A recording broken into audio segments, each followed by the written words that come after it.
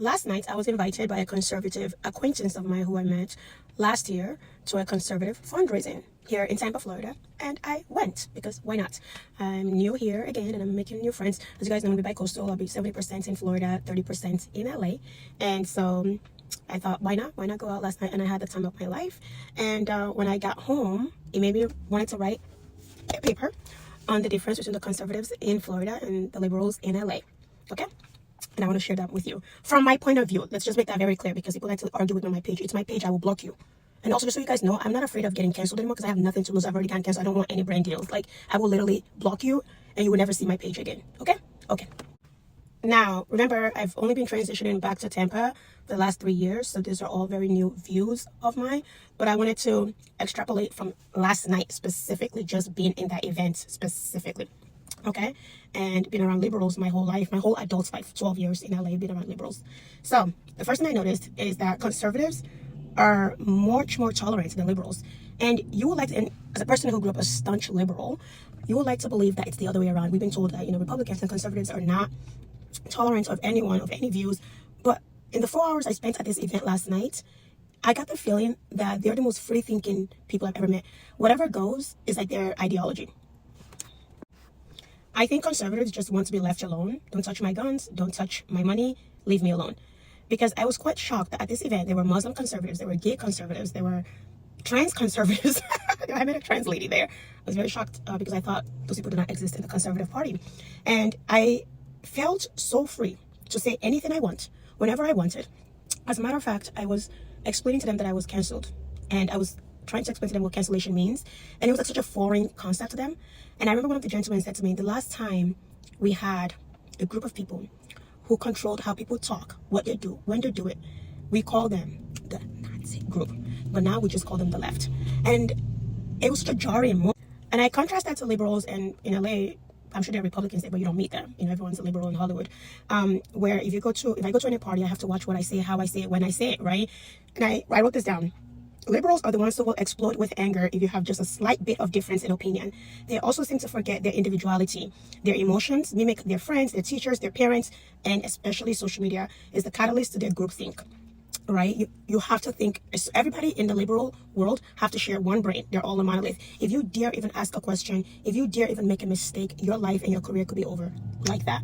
And it's the complete contrast to the Republican and the conservative party where it's like, as long as you don't bother me, I don't bother you, I don't care what you do with your life. The second thing I noticed last night is that a lot of the women were obviously very educated, but they pride themselves on being a mother and a wife first before they even mention their education and their career. And I remember, I grew up in a household with a very strong mother. I grew up a feminist.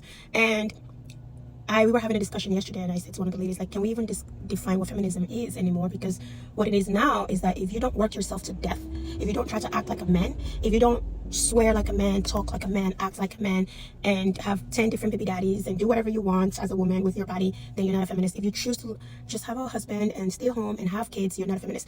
But feminism definition is for you to do whatever you want, when you want, how you want it as a woman, right? And that should include being a stay-home mother. And I love that the women there agreed with me. On a more superficial note, the women were so beautiful and so well groomed. In LA, the liberals that I'm around, let's just say hygiene is not their top priority. Once you see the blue hair or the purple hair, you already know that you're gonna get some stench that's gonna come your way. And in like the conservative world here, the women they really take pride in their upkeep and looking beautiful and getting their nails done and getting their hair done. And I really could relate to that as well. The next thing I wanted to mention was that the men also take pride in being a masculine man and being a provider. Actually, I was here this time last year. I spent about 2 months in Tampa, and I went on a date with a gentleman who was a conservative MAGA Trump supporter. And when we got home, he called me. He was so sweet. He actually gave me permission to mention his name, Paul. He called me and said, I can't date you. And I said, why? And he said, I'm a man, and a man's role is to provide and protect. And of course, I can protect you because I have enough guns to do that, but I can't provide the life that you deserve for you, and you deserve a fabulous life. And as a conservative man, I would always be the provider, period. And if I can't date a woman like you, I just gotta find a woman that's a little more beneath me so I can give her everything I have. And I really respected that enough that he and I are still friends. We talk every single day, and he actually gives me so much advice on politics and things like that. But I could not imagine a liberal man saying something like that. They just want to go 50-50 with you. A conservative man would not even put himself in a position where he could be disrespected enough where you would offer 50% of your part. He wouldn't even allow it. Which leads me to the next topic. Gender roles are very important in the conservative culture, that even in the gay men that I met last night, they were so masculine. I could not pick up on who was gay, who was straight until they told me at all. I could not pick up on it at all. And then the last night I went to Montreal was, last night was the first time in 12 years that I felt like myself. And I remember, like, you know, I would move from group to group talking to people, and I would be so scared to say something, and I would say to them, like, you know, I just got canceled like a couple years ago. I'm really nervous. I don't know what to say. And they're like, this lady held my hand and she looked at me. She goes, Nikki, right? I was like, yeah. She goes, you're free now. You're free. You can say whatever you want. You can do whatever you want. No one's gonna judge you here. And I thought, oh my God, how kind. This is supposed to be a group of people who are not kind, and they're showing me so much kindness, and I could not believe it.